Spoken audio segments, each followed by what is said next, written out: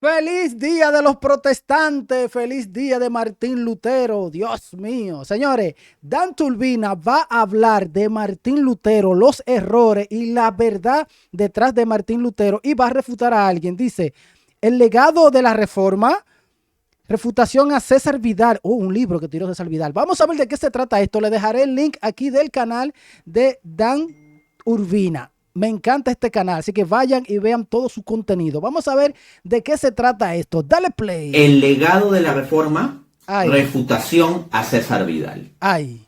Pues bien, les voy a presentar este tema asociado a A ver. las causas y las consecuencias de la reforma protestante Ok. por medio de refutar ciertos planteamientos que ha hecho el escritor protestante español César Vidal en su libro El legado de la reforma, Ok. donde difunde un conjunto de mitos históricos, imprecisiones o distorsiones en torno a la reforma protestante y a su vez respecto del catolicismo. Ok. En concreto, me ha parecido interesante A ver. realizar la presente exposición dando respuesta Uy. al artículo del propio César Vidal con el mismo título de su obra, ¿no? El legado de la reforma, que encuentran en su página www.cesarvidal.com. Ay, ay, ay, ay, ay, ay. Entonces, en ese artículo, el señor Vidal comienza diciendo lo siguiente. ¿Qué Abro dice? cita. Vamos a ver. Los que sigan esta sección con habitualidad saben que nunca recomiendo mis libros. Hoy he decidido hacer una excepción, Oh. por eso de que el día de esta sección ha coincidido con el de la reforma. Debo también reconocer que después de haber visto publicados más de 100 libros míos, creo que el legado de la reforma es uno de los más relevantes. Ojo. Fin de cita. Bueno. Entonces acá ya tenemos algo interesante. O sea, César Vidal plantea, pues miren, yo he publicado más de 100 libros, pero uno de los más relevantes es este, El legado de la reforma, y es tan especial este libro que hasta voy a hacer la excepción de ponerme yo mismo a hacer un artículo recomendando este libro. A vender el libro. Básicamente en esos términos nos está hablando César Vidal. Por lo tanto, dentro de la producción literaria de César Vidal, el hecho de que él destaque esta obra y luego escriba un artículo recomendando esta obra, nos debe hacer pensar que en este artículo pues él va a condensar los detalles más importantes, los puntos más relevantes. Claro. Y quiero que vean la secuencia, o sea, de los más de 100 libros, en concreto él destaca, por ejemplo este, El legado de la reforma, y de ese va a escribir un artículo directamente recomendándolo. A vender libro. En consecuencia, en ese artículo se tienen que necesariamente reflejar los principales puntos de lo más destacado de uno de los libros más destacados de César Vidal. Ok. En consecuencia, si identificásemos serios errores o distorsiones históricas al respecto, pues eso debería hacernos dudar de lo que este mismo escritor pueda estar diciendo en otras de sus obras. Referir citas del libro y vamos a pasar a responder punto por punto. Voy a tratar primero de abordar cuestiones asociadas al origen o las causas de esta llamada reforma protestante del siglo XVI con Martín Lutero, y luego vamos a ver citas asociadas a las consecuencias de esto. Ok, vamos a ver. Primera cita, dice César Vidal, abro cita. La reforma protestante de manera convencional se considera iniciada con la fijación de las 95 tesis sobre las indulgencias redactadas por Martín Lutero sobre la puerta de la iglesia de Wittenberg. Fin de cita.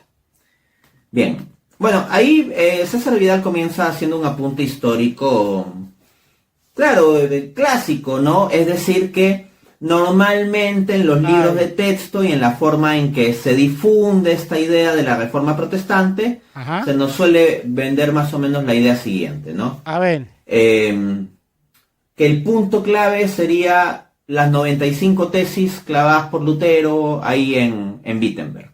Ok. ¿Y cómo sería esto? Sería pues que hay una iglesia católica corrupta, que vende indulgencias, que está traficando con la fe de la gente, y de repente con una indignación moral de profeta, justiciero social, que ve estos abusos y ve la miseria religiosa y todo eso, sale el hombre justo Martín Lutero a alzar su voz contra la injusticia de Roma. El hombre justo, me gustó esa parte. Y por lo tanto, este hombre que se revela ante esa injusticia Ajá. va a venir va a ser atacado por la Iglesia de Roma, y aun cuando él supuestamente inicialmente no querría romper con la Iglesia Católica, al final la Iglesia Católica, con su intolerancia y no querer cambiar, termina llevando a la ruptura. Ay. O sea, muchas veces se nos presenta esto así. Ay. Ojo, yo no estoy diciendo que César Vidal diga exactamente todo esto. Lo único que voy a apuntar de la cita de Vidal, de esta primera que estoy haciendo, es que él correctamente está apuntando que de manera convencional, como él mismo dice en la cita, se considera el inicio de la Reforma Protestante con la fijación de las 95 tesis sobre las indulgencias. Ok.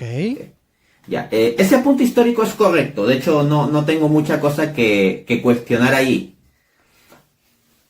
O sea, la afirmación de que convencionalmente se asocia el inicio de la Reforma a ello. Ok. Pero aquí quiero introducir, sí, algunas consideraciones. A ver. Punto 1. Viene el 1. Vamos a ver. Hay muchos protestantes que celebran el 31 de octubre, interesante fecha. Uy, interesante fecha, 31 de octubre. Felicidades. El mes de la Reforma, el aniversario de la Reforma, etcétera. Ya. Y convencionalmente esto se asocia, conforme a lo que apunta Vidal, a Lutero clavando las 95 tesis en Wittenberg. Ok.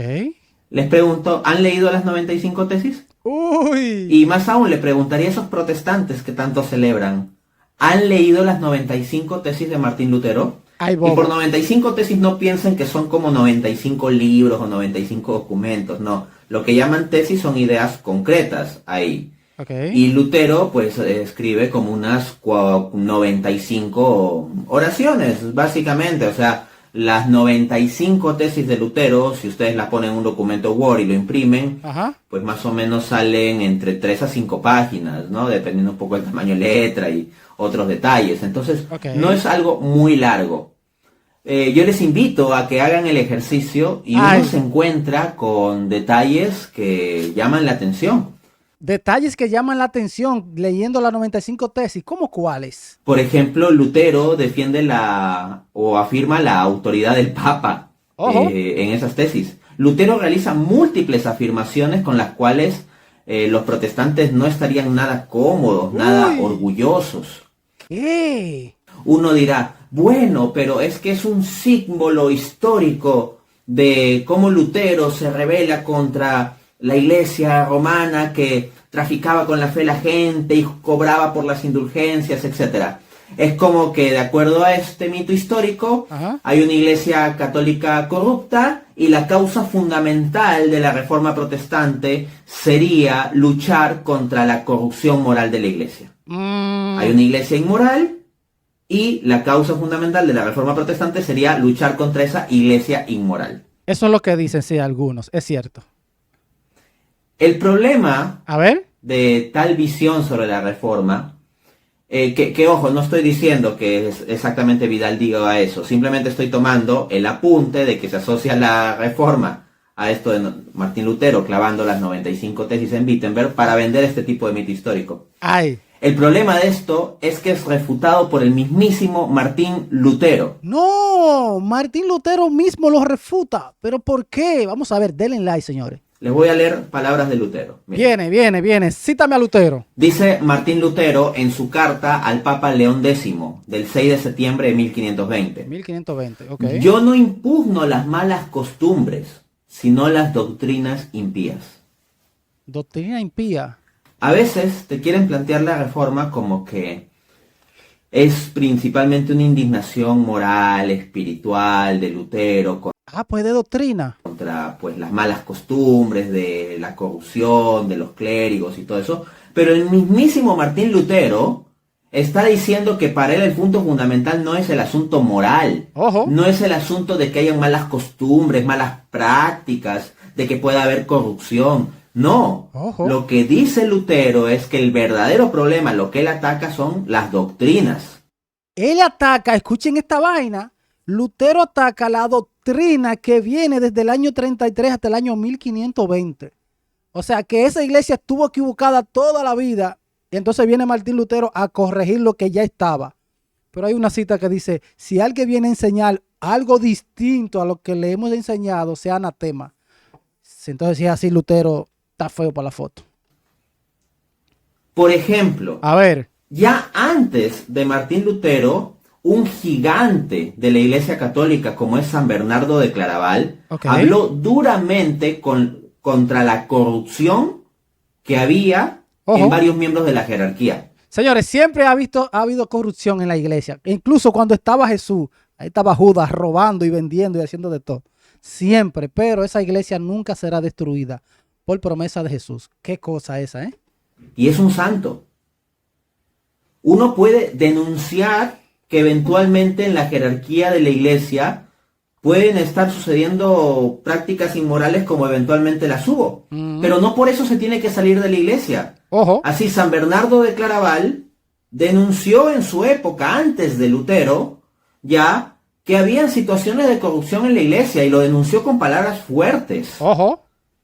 Pero él no rompió con la doctrina. Él no rompió la comunión con la iglesia.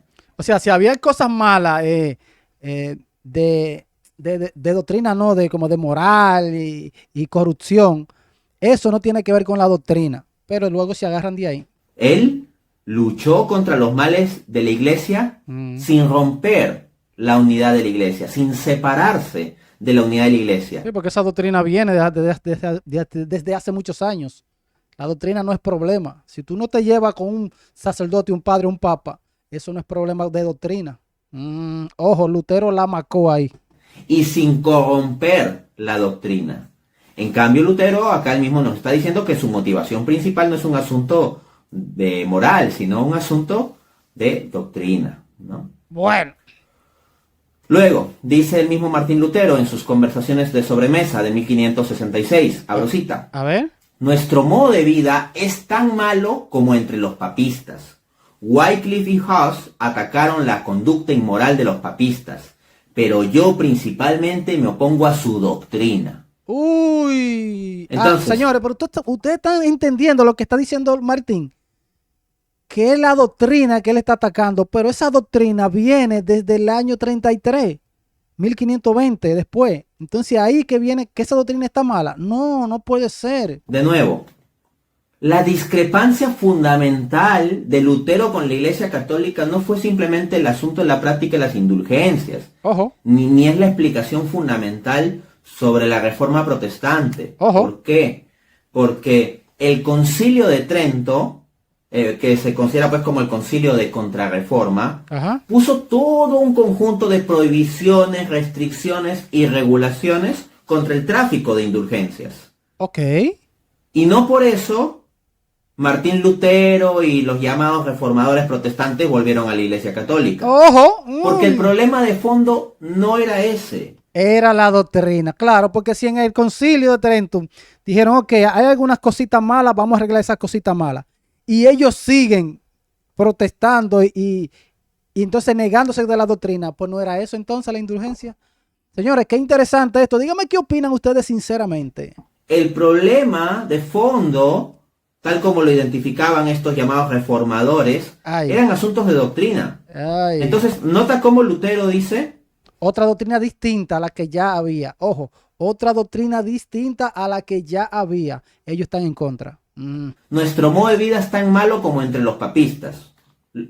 Traducido, esto quiere decir que Lutero estaba reconociendo que entre los protestantes, del contexto en que él estaba, los protestantes de su época, que entre los protestantes había tanta inmoralidad como entre los católicos. Que no es que los protestantes estuvieran moralmente superando por mucho a los católicos. No, decía, hay inmoralidad aquí, hay inmoralidad allá. Y lo que decía es que el punto que hace la diferencia es la cuestión de la doctrina.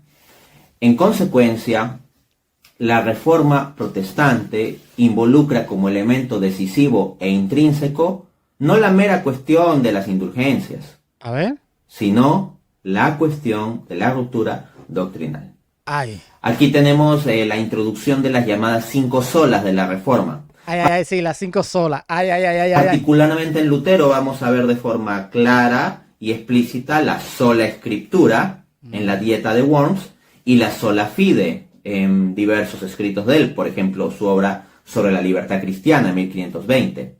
De acuerdo a la sola escritura, la Biblia sería la única regla infalible de fe. Y antes eso no estaba. Es Martín que viene con eso. La única regla es la Biblia. O sea que ya no va a haber autoridades solamente en la Biblia. Si viene una persona con la Biblia diciendo una doctrina y viene otro con la Biblia diciendo otra doctrina distinta, ahí no va a haber un árbitro que va a decir tú estás mal o tú estás bien. No, porque los dos van a venir con la autoridad de que es la interpretación, lo que yo creo. Y por eso es que nace esta distorsión de doctrina en el mundo protestantismo. Qué pena, señores. Entonces, en la Dieta de Worms de 1521, cuando a Martín Lutero lo confrontan con el hecho de que sus visiones son innovaciones teológicas que están rompiendo con la tradición, en otras palabras, que son herejías, digámoslo directamente, Lutero lo que pasa a decir es, mi conciencia es cautiva de la palabra de Dios, y yo no necesito creer en papas ni en concilios que se contradicen unos a otros. ¿A qué se le parece eso, señores? Díganme en los comentarios. ¿A qué protestantes se le parece a eso? A todos. Todos los protestantes dicen eso. No, que ellos se contradicen y yo leo la Biblia y el Espíritu Santo me guía y ya yo sé cuál es la verdad. Señores, qué pena, qué daño. Escúchenlo de nuevo. Lutero lo que pasa a decir es, mi conciencia es cautiva de la palabra de Dios. Y yo no necesito creer en papas ni en concilios que se contradicen unos a otros. What? O sea, Lutero aquí en cierto modo afirma el principio de sola escritura. O sea, solo la Biblia es la fuente infalible de doctrina y todo lo que haya decidido papas o cualquier concilio al final es falible. Oye, eso. Entonces ahí Lutero está reflejando la visión de sola escritura. Entonces, ¿para qué Jesús, Dios, dejó en la iglesia maestro? ¿Para qué? Vuelvo y pregunto a todos en el chat, ¿para qué Dios, Jesús, dejó en la iglesia maestros? Señores. Pero, aunque no me voy a explayar sobre esto porque es otra cuestión, como apunta el gran académico protestante Keith Mattinson, uno de los autores protestantes que más a fondo investiga el tema de la sola escritura, él dice, todas las apelaciones a la escritura son apelaciones a interpretaciones de la escritura. Entonces, cuando Martín Lutero dice, mi conciencia es cautiva de la palabra de Dios, en el fondo significa que su conciencia es cautiva de su interpretación privada, de su interpretación personal de la palabra de Dios. Claro, mi conciencia está cautiva, lo que yo leo, eso es la verdad y ya. O sea, pero es yo lo que yo leo. Yo puedo estar equivocado, pero mi conciencia está cautiva de que esa es la verdad. Me parece a los protestantes. ¿A qué se le parece? ¿Quién decide en la mente de Lutero qué es lo que dice la palabra de Dios? Él solo. El propio Lutero. Él mismo. ¿Quién es el que decide qué papas se contradicen o no? Él mismo. El propio Lutero. ¿Quién es el Él es su propio papa. que decide qué concilios se contradicen o no? El propio Lutero. Uy. Entonces y eso, yo he visto mucho debate. Ustedes saben que aquí reaccionamos a mucho debate. Y eso mismo pasa con las personas que están debatiendo en contra de los católicos. No, porque se contradijo fulano y esto. Señores, lo mismo. Sola escritura, siendo que la escritura necesariamente requiere de un intérprete, deviene en sola Lutero. Porque en las escrituras hay cosas muy difíciles de entender que muchos indoctos ignorantes tuercen para su perdición. Cuando Lutero dice mi conciencia es cautiva de la palabra de Dios, al final de cuentas su conciencia es cautiva de su interpretación sobre la palabra de Dios. Y otros reformadores tuvieron otra interpretación.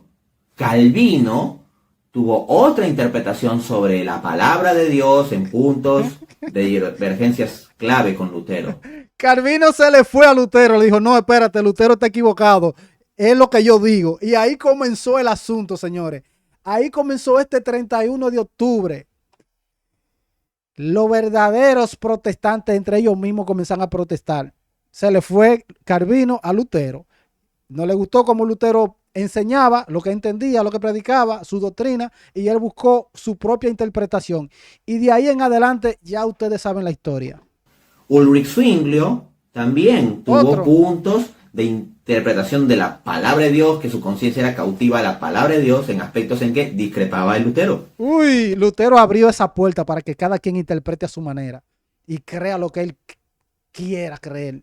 Dios mío, ¿qué es esto? Entonces cada protestante podía decir, mi conciencia es cautiva de la palabra de Dios y discrepar de Lutero, no solo Y así lo dicen. discrepar de la Iglesia Católica. Entonces suena muy poético, suena muy bonito, ¿no? Lutero ante la Iglesia y los concilios y el poder de los papas diciendo, mi conciencia es cautiva de la palabra de Dios. Ay, Pero el problema es que luego cada protestante podrá decirle a Lutero, mira, ¿sabes qué? Tú te equivocas en esta doctrina o en esta otra uy. y es porque estás contradiciendo la Biblia. Señores, si yo fuera protestante y veo esto, digo, pero ven acá, aquí hay algo raro. ¿Cómo es que cada quien lee a su manera, interpreta a su manera y tiene su propia verdad? ¿Cómo es eso? No hay autoridad, no hay ley, no hay nada. Señores, estudien, investiguen. Y como mi conciencia es cautiva de la palabra de Dios, yo me distancio de ti. Y hoy en día los protestantes, Ojo. en general, especialmente en América Latina, rechazan múltiples de las creencias que Martín Lutero habría mantenido. Lutero creía de la Virgen María muchas cosas que los protestantes actuales no creen. Pero luego voy a volver sobre eso. Ok. Vamos ahora, sí, a citas de César Vidal que van a puntos que sí son, pues, errados, falsos, distorsiones serias. A ver. Dice César Vidal, A ver. cito, el problema es que al confesionario de un monje agustino llamado Martín Lutero comenzaron a llegar penitentes a los que angustiaba una dolorosa alternativa. ¿Debían gastar su dinero en comprar la bula o dedicarlo más bien a las necesidades familiares? Lutero se sintió crecientemente afectado por el dolor de sus feligreses y decidió escribir 95 tesis sobre las indulgencias. Ay. Entonces, acá sí ya tenemos una distorsión histórica. Ay. O sea, César Vidal nos quiere vender la idea de que estaba Lutero recibiendo en su confesionario al por mayor a un montón de gente angustiada con el asunto de las indulgencias. Ay, ay, ay. Y entonces Lutero, preocupado por esas personas, fue que alzó su voz cual luchador social que escucha el clamor de un pueblo oprimido y surge Lutero como libertador. Ay. O alguien que se queja contra la injusticia que iba acumulando esa voz reprimida en el confesionario. Ay. Eso es mitología. No. Esos son mitos. En realidad, como ya les he mostrado con las citas precedentes, el propio Martín Lutero está diciendo que para él lo fundamental no era el asunto de las prácticas corruptas, de la mala. Era la doctrina, dice Lutero. El propio Martín Lutero está diciendo que para él lo fundamental no era el asunto de las prácticas corruptas, de las malas costumbres, sino de la doctrina. De Doctrina. la doctrina, según el propio Lutero. Y ahora vamos a ver cuál es la doctrina distintiva que Ojo. plantea Martín Lutero. A ver. La doctrina distintiva, cuando él enarbola la sola escritura es para llevar a qué doctrina. ¿Cuál sería la doctrina fundamental a la que llevaría la sola escritura? La sola fide, la salvación solamente por la fe. Solo por fe, sin obra. La fe sin obra es muerta. Lutero, al plantear esa innovación teológica de la justificación solamente por la fe, establece una ruptura allí. Y en realidad, donde podemos encontrar lo teológicamente distintivo de la Reforma es en la doctrina de la salvación por la sola fe. De acuerdo con la cual, para la justificación no hace falta obra alguna, sino que la sola fe, la fe sola, justifica. Y la fe sola es muerta. De hecho, en esos términos se expresa Martín Lutero en su libro sobre la libertad cristiana. Por eso quería quitar el libro de Santiago, sacarlo de la Biblia. Entonces,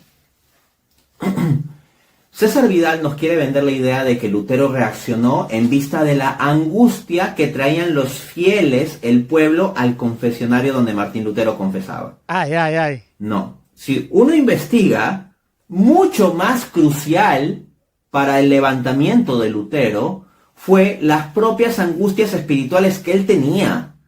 No angustias espirituales de los fieles que él podía escuchar en el confesionario como sacerdote católico, que en un primer momento era, sino sus propias angustias psicológicas, existenciales y espirituales.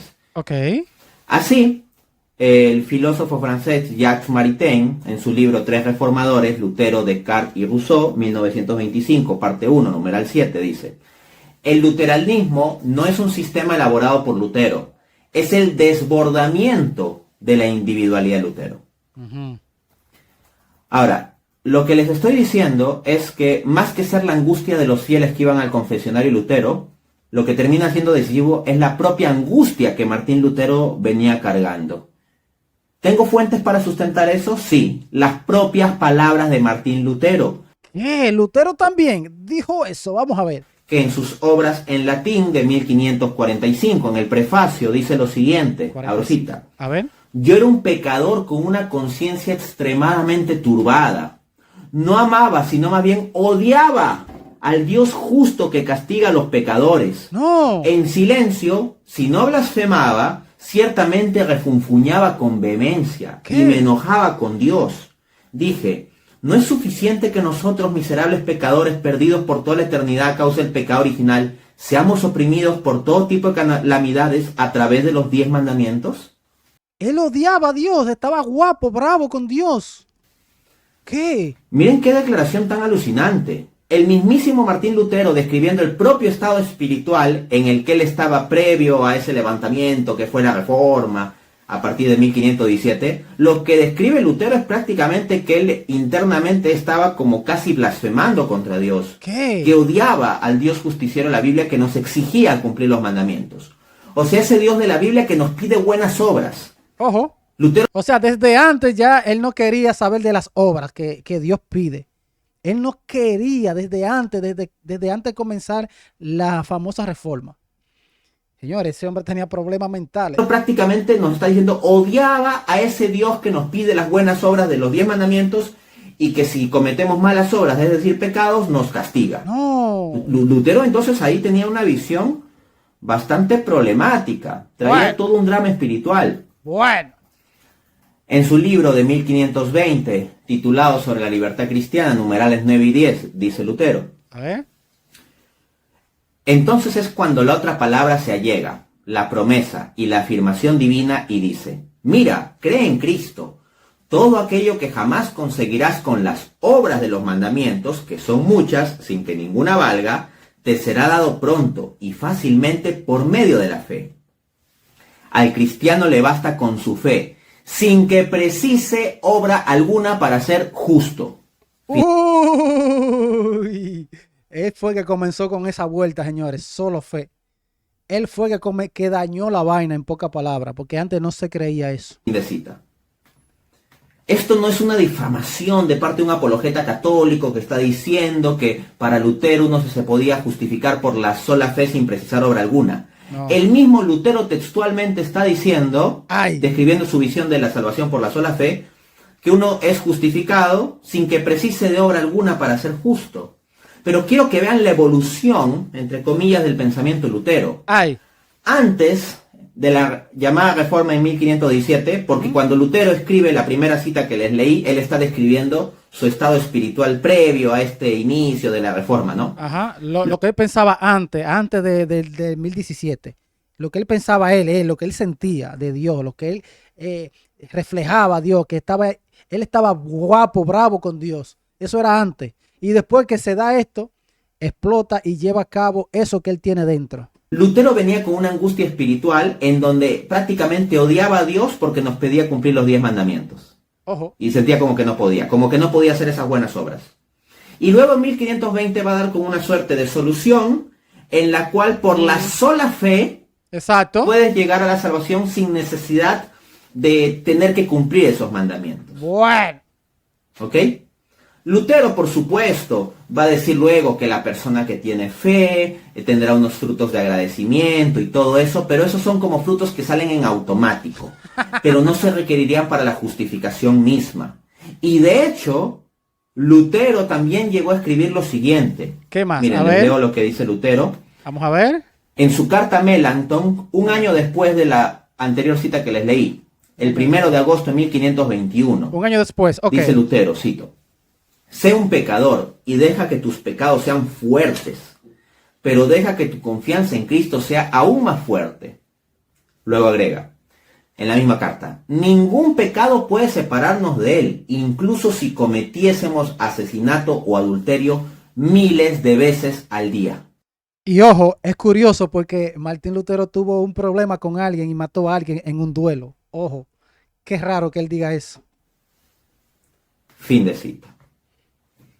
Entonces, hay que ver a Lutero en su conjunto. Ciertamente, yo no niego la existencia de frases de Martín Lutero como diciendo, por ejemplo, en la misma obra sobre la libertad cristiana de 1520, que el hombre salvado por Dios, justificado por la fe, tendrá un corazón agradecido, dará frutos de buenas obras, etcétera. Sí, Lutero ciertamente dice eso.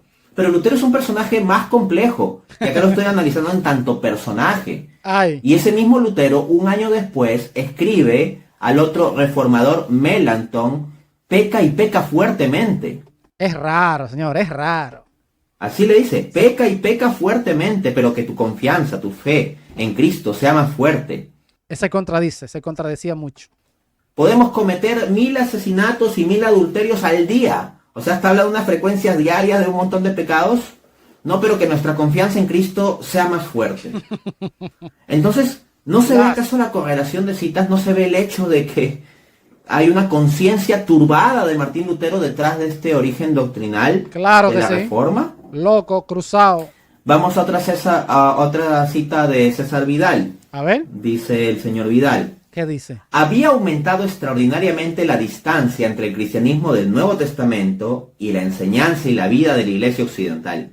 Como Erasmo de Róterdam, el humanista más relevante de la época, le dijo al emperador Carlos V, Lutero tiene razón, pero ha cometido 2 equivocaciones.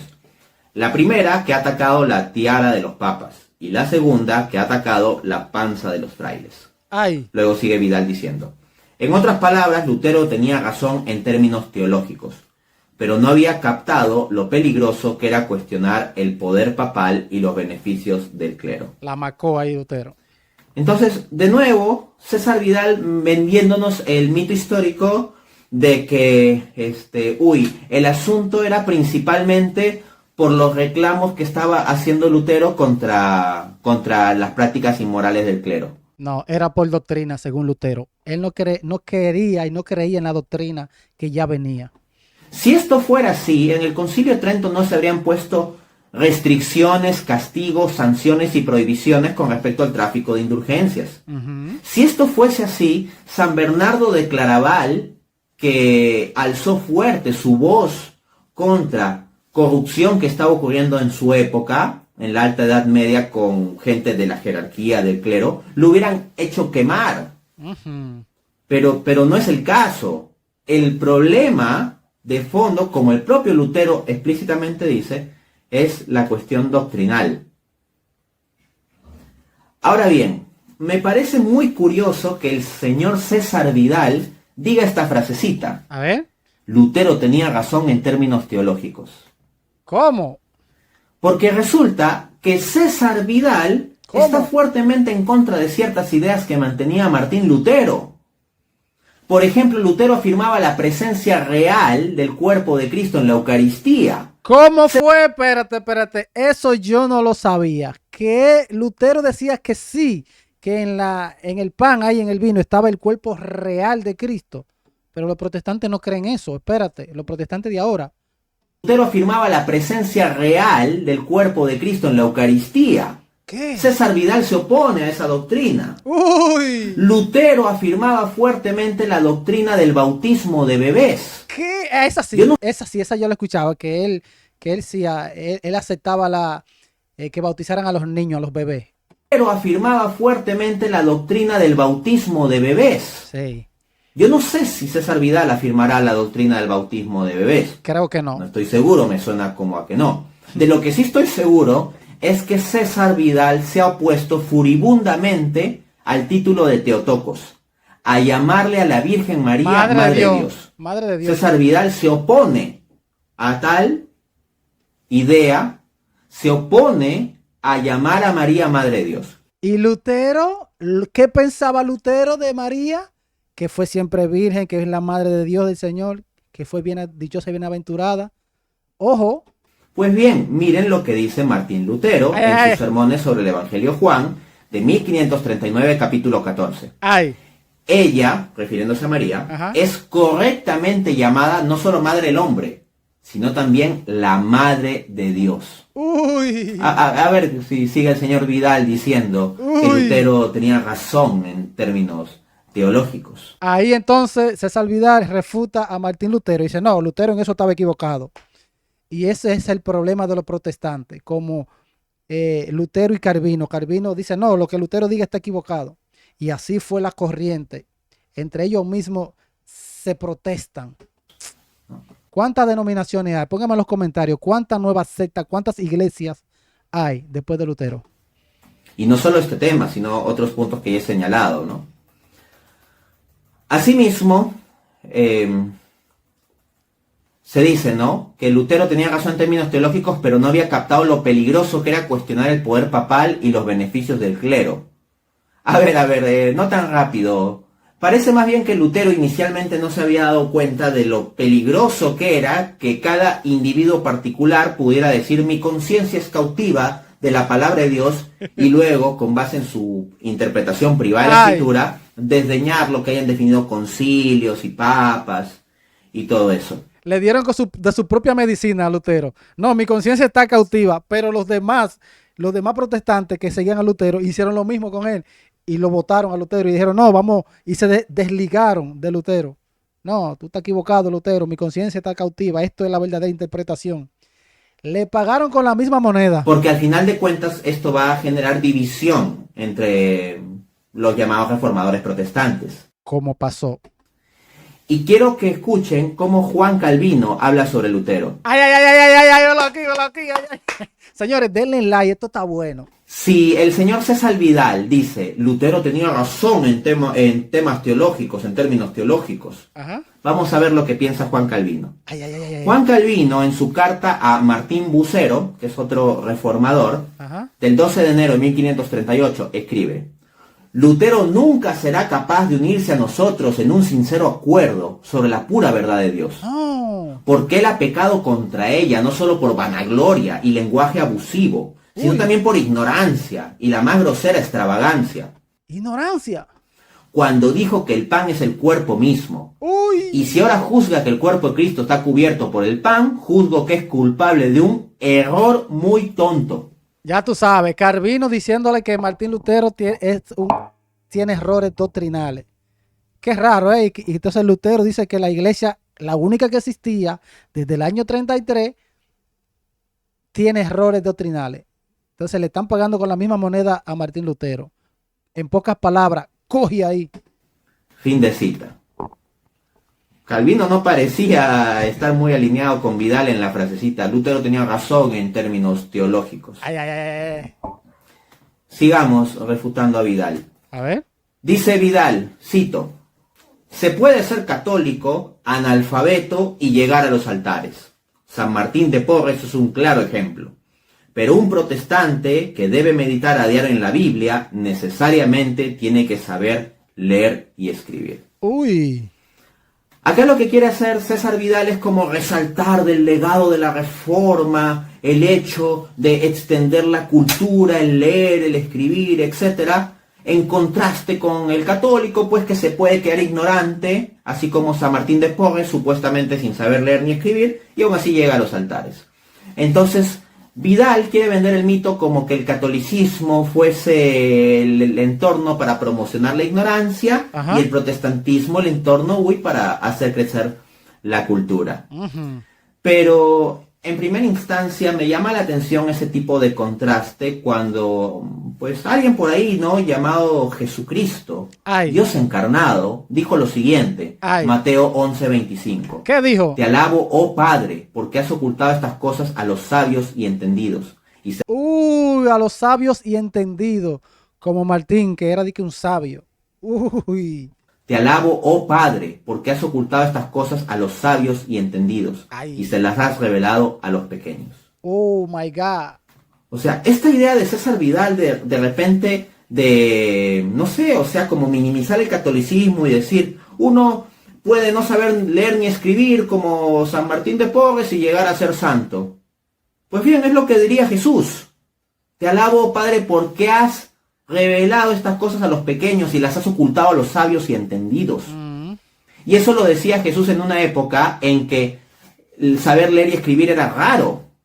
Los que sabían leer y escribir eran básicamente los sabios y entendidos. No era común que la gente del siglo I, en el contexto judío, accediera a la alfabetización. Sí, ahí muy pocas personas sabían leer, es cierto. Así que Jesús mismo está diciendo que en general las personas que acceden a los secretos de Dios en el contexto histórico en que él habló, serían personas que no sabrían leer ni escribir, gran parte de ellos. No digo exclusivamente, tampoco digo que sea una regla. Pero cuando Jesús habla de los sabios y entendidos de su época, son principalmente la gente de la élite cultural que sabe leer y escribir, en una época al menos en que saber leer y escribir era un lujo. Pero hay otro apunte que hacer. A ver. César Vidal, culpa de ignorancia el catolicismo, en cierto modo, ¿no? Pero él mismo hace una acusación bastante ignorante. Ojo. O sea, César Vidal, que es un hombre que sabe leer y escribir, debería haber utilizado esa habilidad para informarse mejor sobre este punto y no poner el ejemplo de un santo católico que sí sabía leer y escribir. César Vidal nos acaba de decir en la cita que he leído que Fray Martín de Porres no sabía leer y escribir. ¿Ok? Pues bien, que se hubiera informado un poquito más Vidal, porque nos dice Hermilio Valdizán, que es uno de los más destacados académicos de la medicina en toda la historia del Perú, fundador de las revistas Anales de la Facultad de Medicina y la revista Unanue. A ver. En su libro, La Facultad de Medicina de Lima, de 1927, tomo 1, página 80, dice Valdizán: todos los biógrafos de Martín de Porres consignan el hecho de haber estudiado la cirugía. En uno de los muchos biógrafos hallamos los siguientes apuntes. Don Juan de Porres, con motivo de sus negocios, se vio en el caso de ir a Guayaquil y se llevó en su compañía a Martín, su hijo, niño aún de pocos años, que aprendió en esta ciudad a leer y escribir. ¡Uy! Entonces, César Vidal nos dice que Fray Martín de Porres no sabía leer ni escribir. Que se informe. Que se informe. Señores, dejaré el video hasta aquí. Si usted quiere ver este análisis completo que dice Dante, le dejaré el link en la descripción del canal de Dan Turbina. Usted va a la descripción y va a ver todo este video completo. Dígame qué opinan ustedes de este análisis hasta el momento que está haciendo Dan Turbina. Nos vemos en el próximo video. Bendiciones. Check it out. Ay, ay, ay, ay, ay, ay.